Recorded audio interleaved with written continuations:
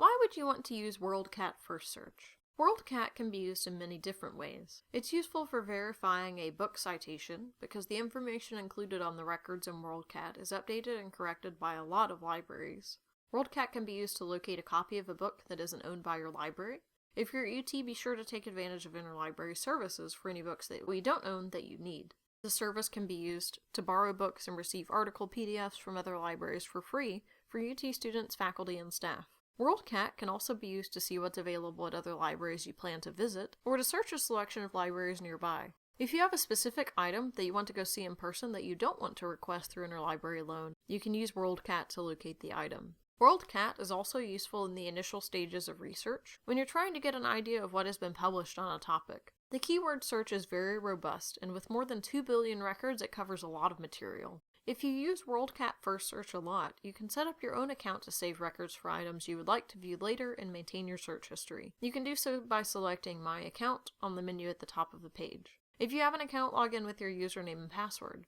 These will be different than your UT NetID and password. To create an account, select New User Registration to the right side of the login boxes. Then fill out the form, view the privacy policy, and click Register. It's recommended that you use your UT email address or an email you use often to register your account in case you forget your login information. It is not a good idea to use the same password you use for your UT accounts on WorldCat FirstSearch for security reasons. You might notice when you access WorldCat FirstSearch that it defaults to an advanced search, which has more filter options than the basic search. In FirstSearch, you can search a lot of different fields using the drop-down boxes next to the search boxes. The fields include keywords, author, title, subject, ISBN, and many other fields.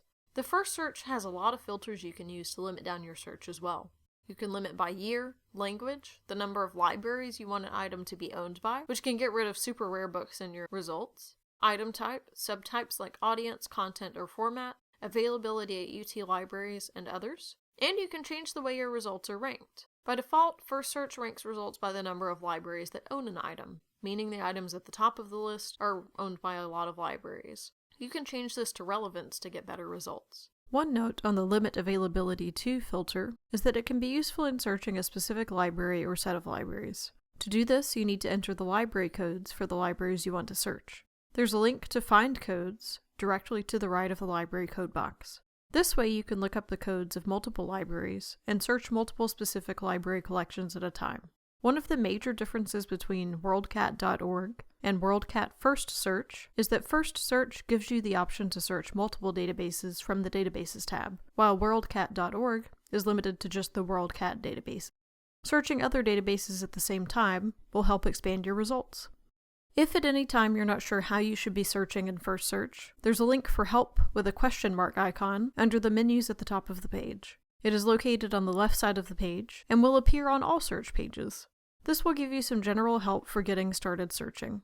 In the next video, we'll do an example search in WorldCat FirstSearch and take a look at how we can use the records.